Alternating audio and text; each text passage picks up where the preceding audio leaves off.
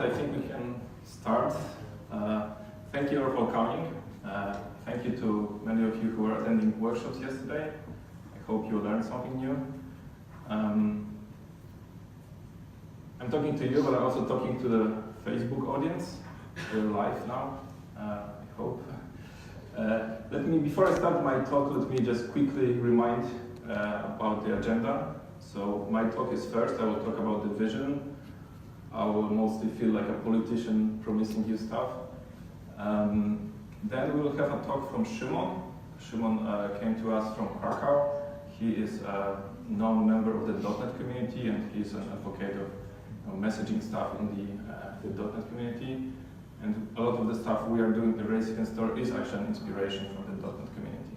And the third talk will be by Paweł and Mirek, and they will talk about what are their experiences of introducing Rails Event Store in existing Rails applications. So I believe that's a use case very much needed here. There will be a fourth talk or discussion or showing some different examples of doing event sourcing with Rails Event Store. We also collected many questions from you from yesterday and today, and some of you sent us emails with questions. So our goal is to answer all questions today, and for those of you who stay tomorrow, also tomorrow. There will be a lunch break at 1 p.m. We'll all go downstairs as yesterday, for those of you who were yesterday. So that's the plan for today. Okay, so Rails Event Store vision. I'm just one of the people behind Rails Event Store, and I'm not the most important one. I actually contribute the least, probably, to the Rails Event Store code. But given that I run Arkansas and I know a little bit about the Rails community, I usually try to set some goals for us and plan where we go with this tooling. So the plan for this talk is to explain how we started with Rails Event Store, why, and where we are right now, just to summarize. And then the biggest part is the vision, so the plans for the future. So Rails Event Store started with Arkansas doing consulting work for many different clients. And as Arkansas, we exist from 2007, so that's 11 years now. And we've seen quite a lot of many different interesting techniques used in Rails applications. We've seen many problems in Rails applications. And we try to address some of the problems by looking at different techniques in other worlds, like .NET, Java, PHP, and learning about different architectures that can help us. But let's start with the obvious stuff. Coupling is the most important problem in the Rails world. So in the Rails world, when you follow the active record pattern very strictly, basically many things are coupled to each other. But it's very hard to start decoupling stuff. It's very hard to say, okay, this is where we start decoupling. So in our case, we were already familiar with domain-driven design, we were familiar with event sourcing and CQRS, but it wasn't so obvious at the beginning what's the first step in existing Rails applications. So I can say that this started even before we considered doing Rails Event Store, and this started with the idea of service objects, which were explained in this book. So we wrote this book like 4 years ago. There's more than 1,000 purchases already. And this book wasn't the only one voice in the community. There were many voices in the community who suggested that maybe in the Rails community we should adopt the idea of service objects. And it's interesting because in the programming communities, we're probably the only one that actually call it service objects. In other communities, for example, in the DDD community, they would call it application services, probably. That would be the closest what we can say here. And it was interesting because I remember when I was promoting the book, I was traveling at conferences in the Rails world, and I was asking in 2013, 2014, how many of you are using service objects? And there was like, I don't know, 5 people in the audience, in the 200 people audience. Now I think we arrived to the point where Rails community adopted this idea. We call it differently: interactors, use cases, scenarios, service objects, services. So there are different names for the same stuff. Some people use frameworks for that. We usually don't do it, or some libraries. So Rails as a framework doesn't really help here, but also doesn't really do anything to prevent us from doing this. We're also doing quite a lot of education for the Rails community. So our blog is visited monthly by dozens of thousands of people, and whatever we learn, we usually first share it on the blog, and only after that we share it on the books or some kind of courses or workshop trainings and so on. So that's our part of how we have done the service object promotion, and this is the way we are now promoting the ideas behind DDD and event sourcing and CQRS. So service objects, this is really an easy pattern, and we can't say that by introducing service objects you really change the architecture. It's just a small thing, you just kind of organizing your code base. And in a way, due to the way Rails developers think, I believe this is a gateway drug. So once you have this in the project, I feel that the team, because usually it's about people, it's not about technology, it's about the people, the team is closer to be ready to be exposed to other techniques. So I believe that's a good way from people way of thinking. So getting closer to what I'm going to talk about, so domain-driven design. Is there an echo? We will, service objects help us extracting the application layer. That's a good part. But then there's a problem of coupling between our, whatever is left after the service objects and the infrastructure. We call them adapters. I need to find the sweet spot. So there is still coupling, and service objects, they just solve one part of the problem. So our next step, what we did in our Rails projects, was introducing some kind of decoupling via PubSub. So publishing some events and then consuming them. And this way we can decouple certain pieces of code from each other. I believe that most of the first usages in our code bases were things like, send emails after the user was registered, or contact some third-party API when stuff happens in the active record model. So we are still relying on active record, we're just extracting stuff using some kind of PubSub. And in order to use PubSub, we basically need a very basic server pattern being implemented. We did it by using the first release of Rails Event Store, which was mostly, and I'm now simplifying a little bit, the context was slightly more complicated, but at the beginning we were mostly relying on just publishing and subscribing. But from the beginning we were also storing the events in the database. So from the initial releases, I believe we also allow people to persist the events in the table of events. So Rails Event Store at the beginning was one table called events, and that was it. At the beginning, I think, even if we use the idea of streams, so grouping the events, this wasn't really used that much, and I believe, at least in my use cases, it was mostly publish the event anywhere, so kind of a global stream of events, if you think about all the events in your application, and then consume it. So the idea of streams at the beginning wasn't really important in our implementation, although it was there from the beginning. We just used the events table, we've had the stream name just as a string, and that was it. So the next coupling that was kind of left for us, so we're like moving back, we're trying to solve our problems in our projects, and the next coupling was like the coupling between our domain logic and active record, which comes from Rails, and the idea that we have so much logic put into validations in active record models. So we're trying to address that. That was the moment when we educated more and more about event sourcing, and event sourcing became part of our gems. So the aggregate root gem, I believe at the beginning it was actually separated from Rails Event Store. Only later we merged it into like one ecosystem. So it was simple, but so event sourcing itself, we will talk a lot about event sourcing today. The idea is simple, but probably many of you already know that it takes some time to get familiar with this kind of thinking, especially when you treat it as a persistent mechanism, it takes time. But for us, it was used usually in those places of the Rails applications, in the existing Rails applications, where we were doing some features from scratch.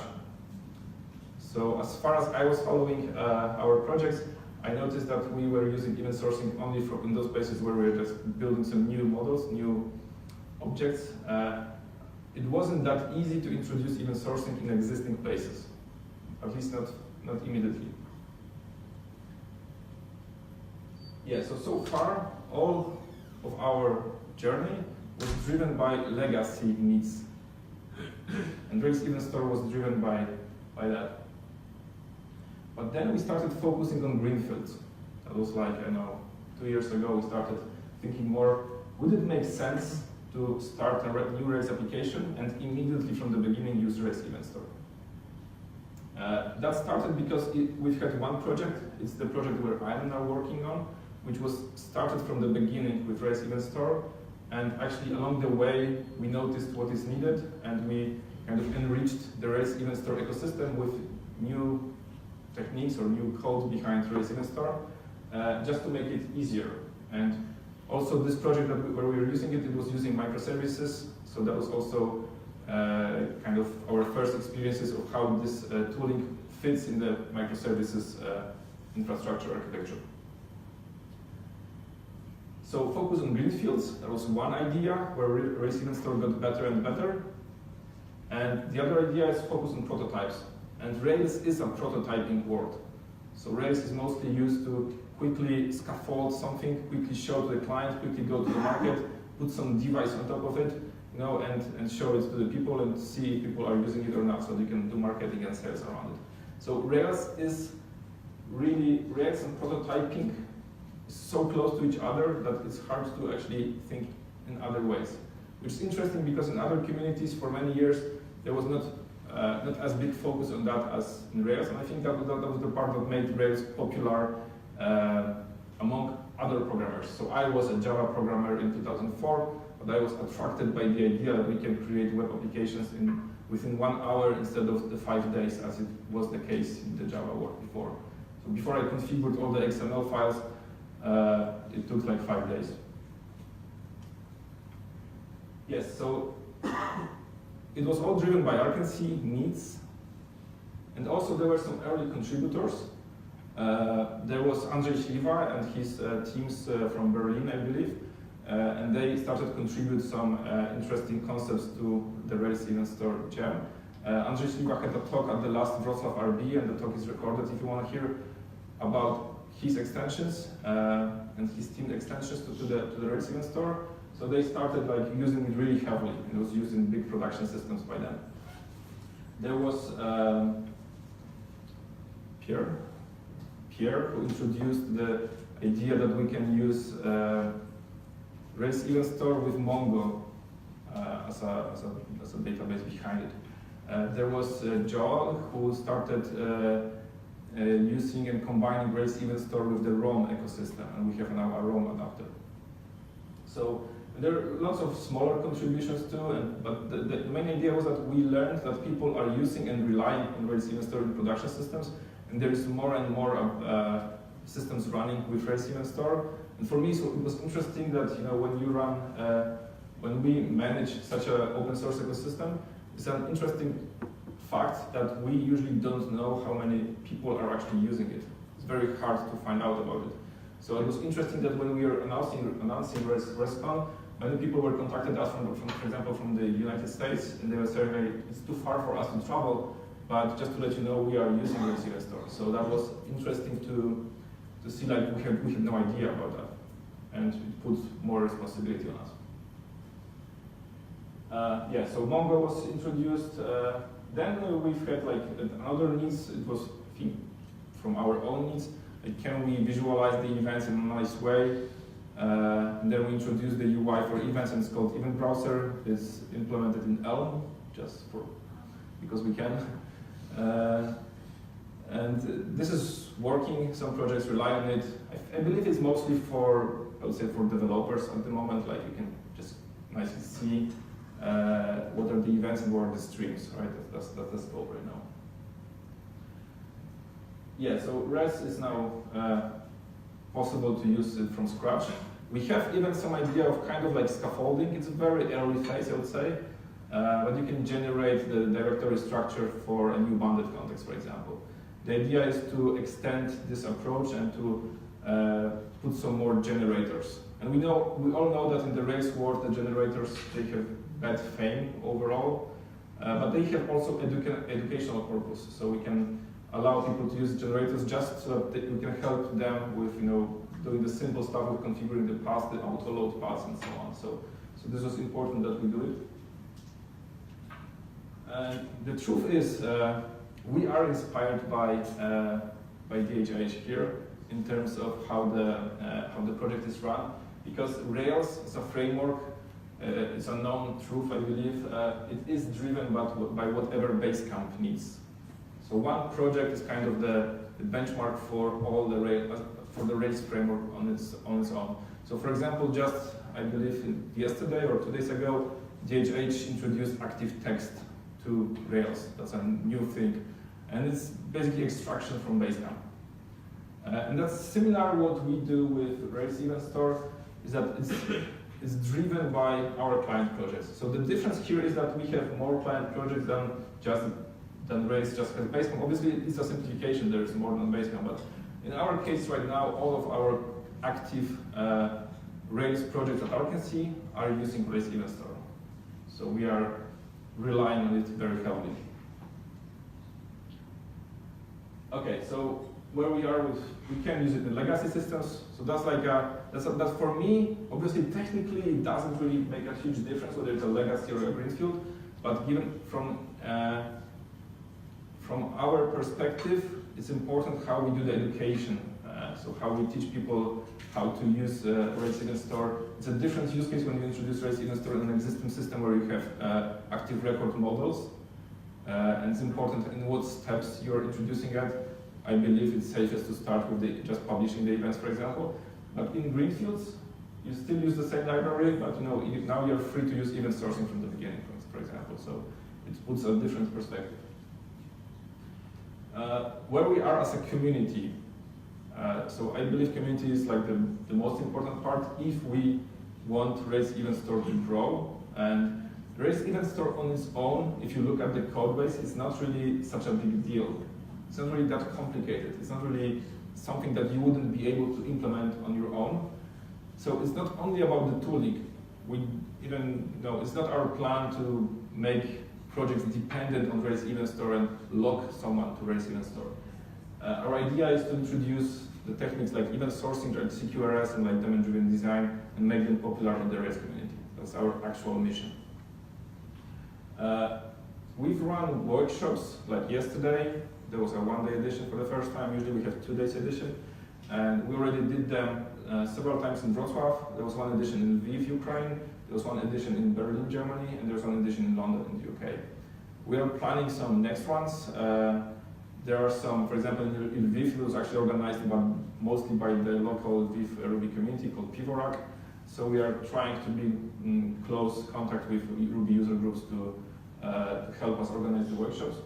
So overall, the kind of reach we've had is like probably 100 people are trained just on workshops, but there are many people kind of trained by just following our blog posts or buying our books. It's really hard for me to estimate. I have no idea, to be honest. I can only guess how many people are already familiar with Rails Event Store. My really vague estimate is just probably 100 production systems in the world are using Rails Event Store. Which is, again, is a guess, right? It's just my approximation of how many people contacted me that I had no idea about before, so how many people are probably not contacting me. And probably the different projects, they vary in size and in importance. We know in the Rails world, startups are the most usual situations. So I wonder how many Rails Event Store applications, they were created, but then they went down because no one was using them because it was just a startup and they ran out of money. So no idea. Okay, so now what's the vision for the next? I want to look wider at the software engineering than just event sourcing and so on. This is just practices, techniques, tools, and they make sense only if you, I believe, apply it wider in the terms of software engineering concepts. So what I mean by that is how we can learn domain, what are the techniques behind what are the techniques possible for learning the domain, and this is probably the biggest part of domain-driven design. We have Avance Cuperta person here, so event storming, that's a technique that they are promoting in the whole world, and Alberto Brandolini is the main person of the event storming idea, where you learn the domain by brainstorming with the client, by trying to brainstorm what are the existing events in the domain.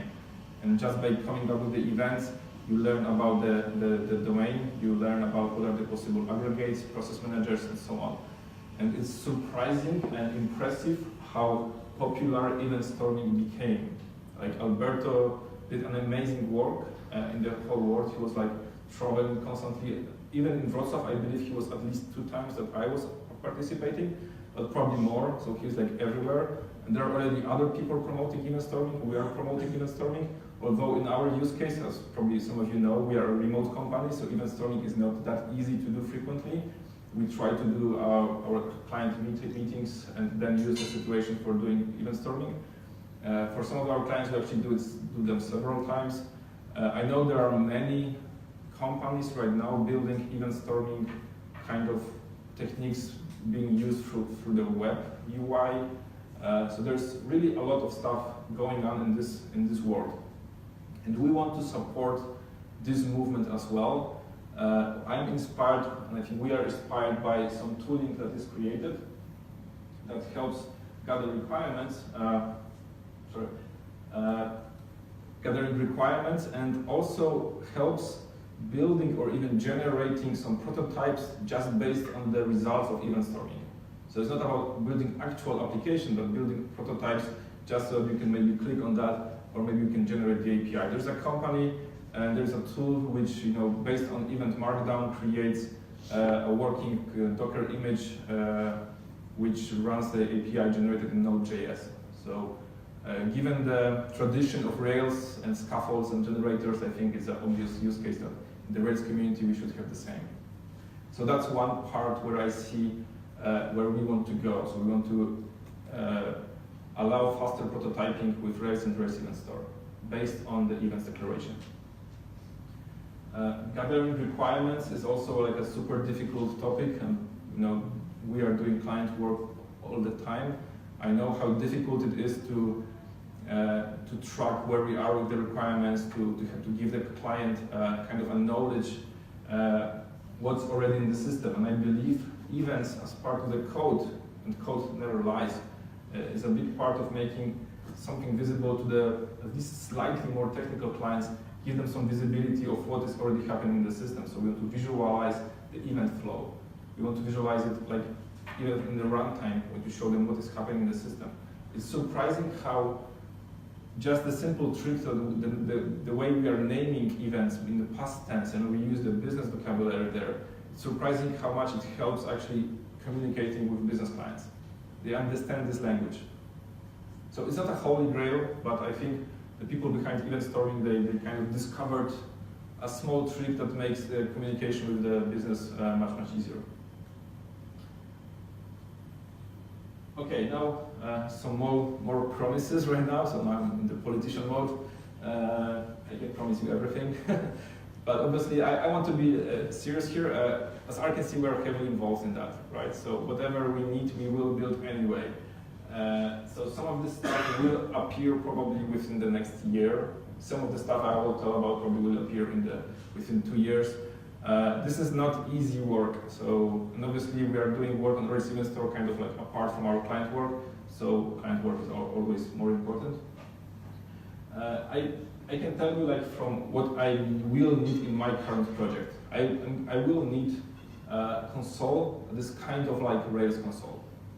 But so in the terminal application, I want to be able to see what are my aggregates, be able to see what are my streams. I want to use the DDD vocabulary, the messaging vocabulary to easily visualize what is happening. I want to improve logging, monitoring, metrics. There are different things but kind of connected to each other. We are already there with some support for notifications. But I want to see easily, for example, for performance tracking, I want to see easily how many aggregates were loaded during one request. I want to see which command generated which events. I want to be able to track it, to trace it, and so that this will support me in debugging. So whenever I have a situation where I'm debugging something from a production system, I want to be able to quickly connect to the system and see, okay, so that was the problem during this command. We didn't publish an event which was expected to be published, so we need to debug it and understand.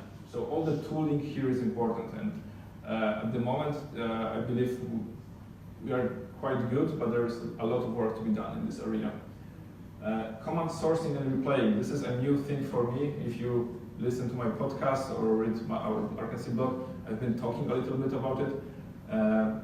Yesterday I was talking that some people also are going into this direction. So the idea is that at the moment we have a command bus as part of the ecosystem. You can use commands to drive the race event store later on. I believe it's a good direction. And what we are doing right now is in some of our projects is we are persisting the commands also. This is not something that we are doing before. We are persisting the commands, which I believe is a good practice anyway, regardless of whether you will use it, because just even for the debugging process it's important. But also, in some ideas, you may want to replay commands. You may want to replay your system based on your existing commands. Sometimes it can be replaying and everything will be the same because your system didn't change that much. Sometimes it will be replaying because you know you made a bug and some code was wrongly calculated. There were some events wrongly calculated, and you may want to very cautiously but try to replay the system and see what state is after you replay it again and see what state. And I know this is not going to work for many of the projects. There are some specific projects that can do it. In my case, I work on kind of like an accounting system where I can imagine that this makes sense. Very cautiously, obviously. We are talking about kind of creating a different history of the project, so that's a very risky territory. Microservices. How many of you are using some kind of microservices right now? Okay, not so many people. I think the Rails world is going in this direction, but probably not going as fast as other communities, at least in my understanding of our other communities. And I believe it's important that we support some kind of microservices infrastructure from the Rails event store. We have the concept of, for example, in my project, we put read models into another Heroku node, and the events are propagated from the main microservice to the read models microservices, and so the read models microservice is actually building the read models like separately and asynchronously in this way. This, I think, is important for scalability. Obviously, it introduces new kind of problems. We are now more async, we are more distributed, so more transactional problems. But I think it's going well. At the beginning, we were relying on RabbitMQ. Then we switched to an implementation of distributed Rails event store. That's something that we have been working on over the last year. It's not public yet. It has some. It requires some education and documentation on how we communicate where it can be used, because distributed Rails event store, I believe, will help many projects, but it's important that people understand what's required for dress, as we call it, to be used. So internally, we already use it. The overall problem is how to, as a consumer of events, how to get the events in the right order from the main service. That's a very difficult problem to solve. Yeah, and then we also want to go into the more classic SOA architecture, service-oriented architecture, and then we can have many different services which publish events. So not just one, as I have in my project, but from many different services, and find a way of allowing you to use it and rely that it works. And again, problem with ordering and so on. So this is the part of the vision to make it better. And hopefully, within the next months, we will publish a distributed Rails event store as a new gem. We are already using it in production in one of the projects. Okay, so event store, we support prototyping. Debugging API is like a group name for what I'm talking about probably the foundation for Rails Event Store console. So we want to have some kind of API which is not meant to be used from the application. It's like from the application runtime, but it will be used probably very frequently by developers. So as a developer, I often want to see, okay, so for example, yeah, we now have the feature of, I'm not sure how many of you are aware, we now have the feature of correlating the correlation ID. So we know from the beginning which command triggered which events and so on. This is already there. But this needs some nicer API so that you can easily visualize it. At the event sourcing level, I believe we want to introduce upcasting, so helping us with dealing with the older versions of events, so they will be upcasted at the Rails Event Store level to the newest version of the event, or give you some layer of code where you can put your upcasting code. And we want to support the yields of snapshots. Both of this, like the snapshots idea is we'll talk about it in the next talks today also. I made many mistakes in my ways of using event sourcing. The usual mistake is to make too big aggregates. It's like a classic stuff in this world. And when you need a snapshot, you probably already have a problem with too big aggregates. But we want to help with that anyway, because I know many of other people in the world will sooner or later have a problem with too big aggregates. There is a concept of event markdown. I'm not sure if it will be standardized or if it will get popular. I'm following this idea just to see whether other people catch it. However, this event markdown, I think, is created in the worlds where the languages are more verbose than Ruby. Maybe in the Ruby world we can just write the Ruby events in Ruby code and it's as nice as Markdown. And then the idea is to have a kind of language or DSL where we can generate the APIs, the whole APIs from. So there is event Markdown, there is also event markup language. So there are two things, and both those things are important for declaring, for example, what are your read models. So we can generate the code for your read models, at least the main structure for the read models. That's for the use case where we want to support prototypes and greenfields.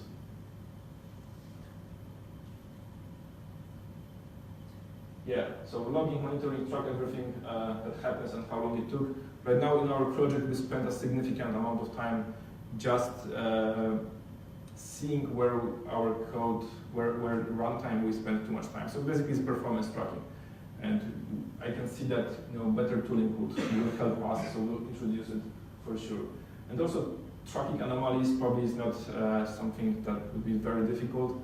So if usually, for example, some aggregates take a certain amount of time and suddenly it takes more time than usual to load them, we should have a developer awareness, I believe. And we should have some way of signaling to the developers that there is something wrong in the production or in the development environment.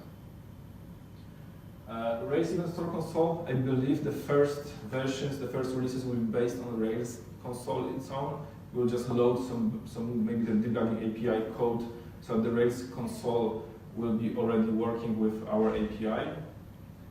Probably the next version can be like its own ncurses tools, so that we can show a nice dashboard in terminal with everything that is happening in the Rails Event Store tooling.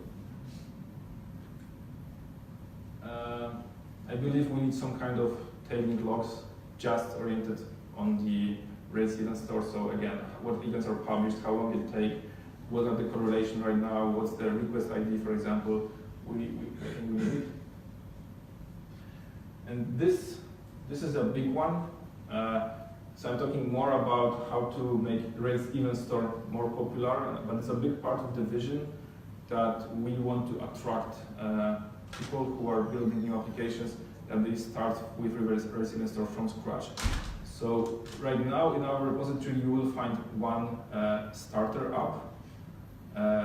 I want to have more focus on this area. That was just a starting point. So we want to have like an empty application where it will be the same as you do Rails new and then add the Rails Event Store gems, and then do the initial migrations and so on. So we maintained always with the newest Rails version.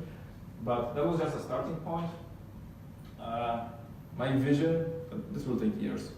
My vision is to have starter apps for typical e-commerce, typical blog, typical social network, CMS and CRM, and whatever else people come up with, or whatever else is popular in the startups world.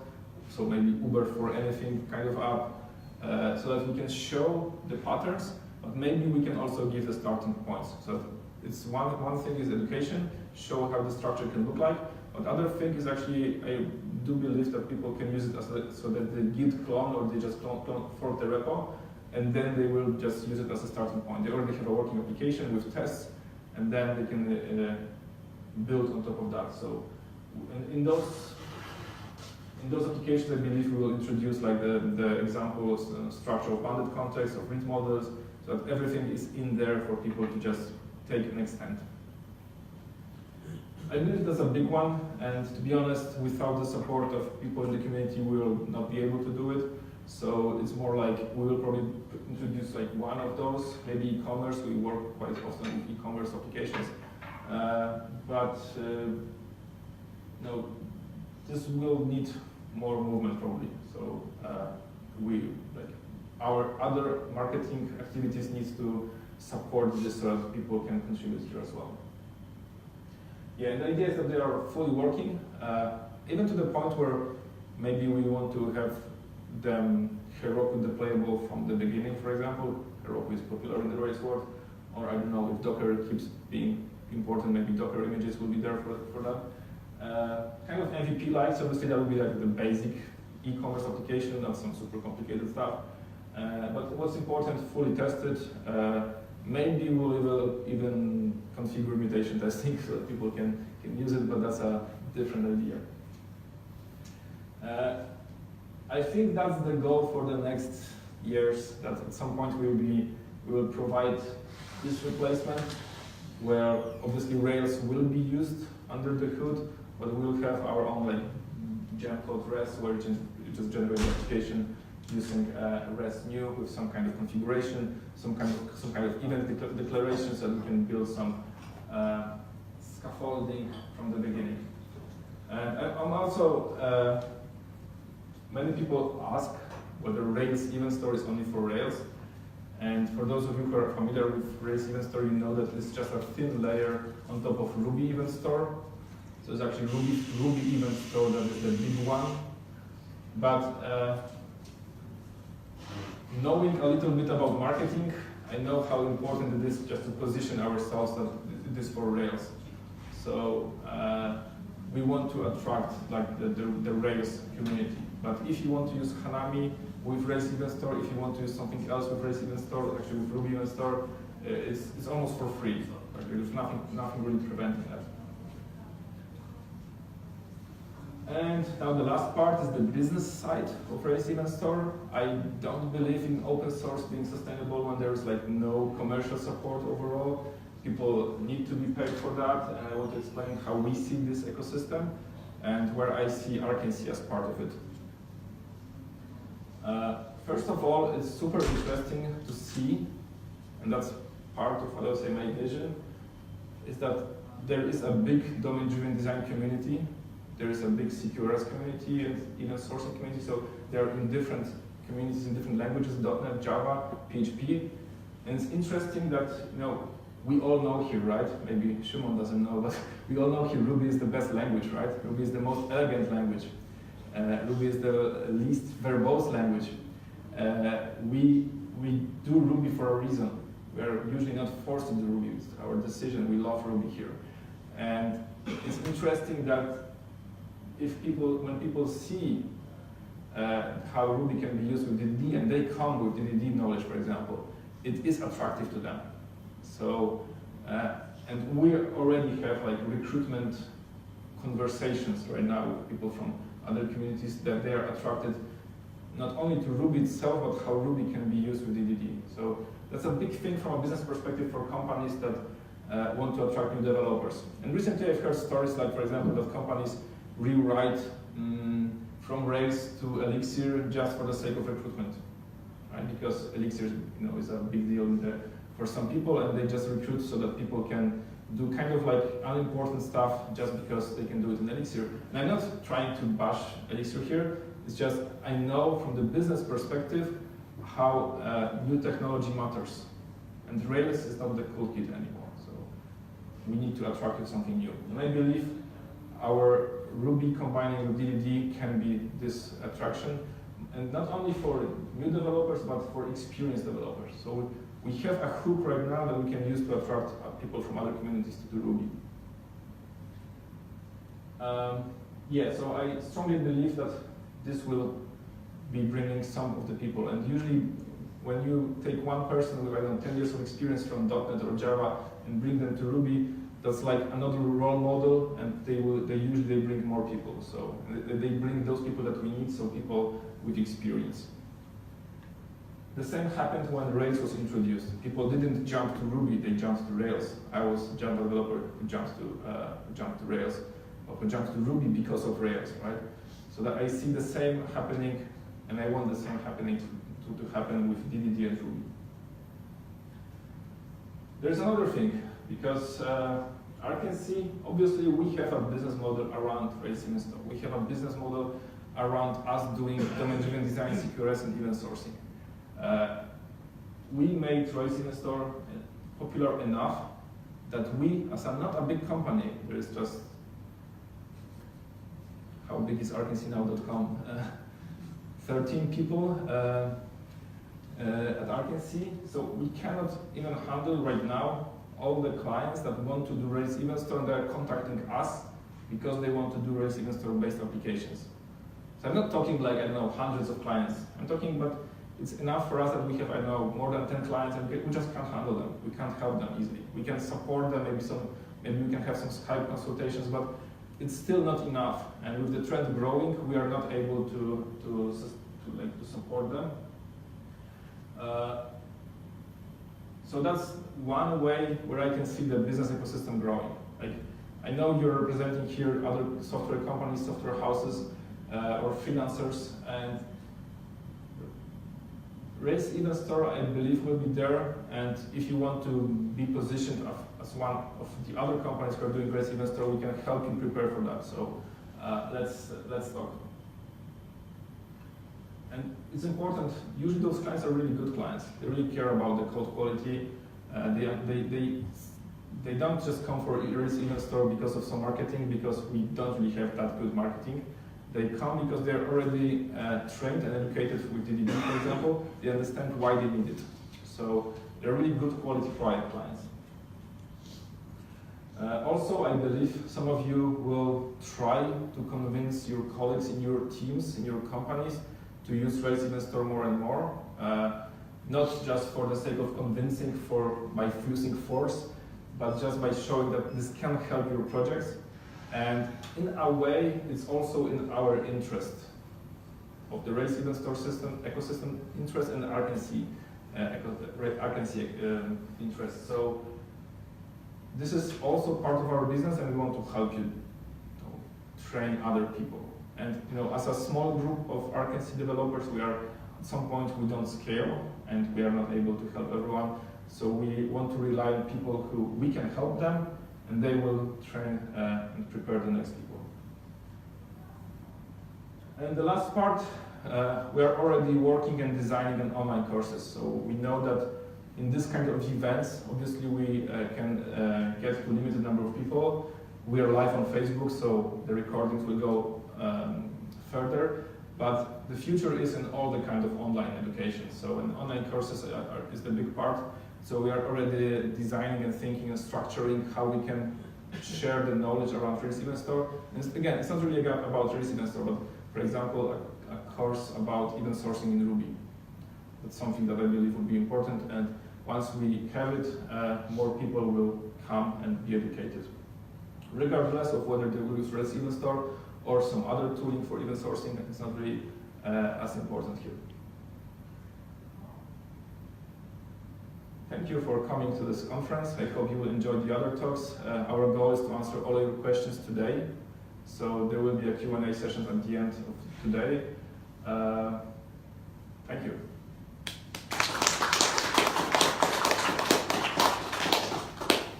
questions to this part? We already received many questions. I have them in the written form, so today we'll answer them. Yeah. Did you think about creating some kind of, I don't know, visual IDE, like maybe like there were tools for Visual Basic or Delphi that you can just put some building blocks, like this is an event handler, and then you just visually connect these parts, put some pieces of code. You don't care about the structure, like not for race developers of course, but maybe for some business people that want to just try to handle it. Like, yeah. I know that this is like huge effort to create some visual tool for that. What are your thoughts? Yeah, so in a way, definitely I was thinking about that. I think it's a very difficult topic and really very work consuming. But I see two parts of it. First, to visualize the existing events so that, for example, the business people can see the flow of what is happening. So I was talking about all the monitoring parts will support this. So that's kind of the goal, that people from outside can see what is happening business-wise in the application. In the other direction, we want to be able to support the event storming results. And in a way, event storming results is kind of like drawing the picture and making the arrows between them, making some dependencies, creating this is event, this is command, this is aggregate, and so on. So in a way, this is also part of the vision here. And those two things connected together will create the thing that you are talking about. So you will create the kind of IDE, the kind of visualization where we can see. The problem with the Ruby community, well, it's not a problem, it's a nice thing that we're very kind of unified around Rails. But for example, when it comes to code editors, we are really using different tools.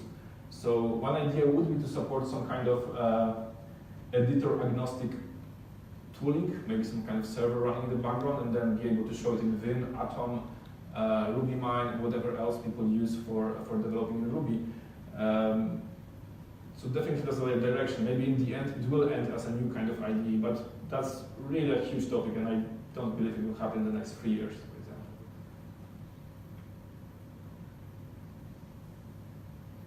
Any other question? Okay, thank you.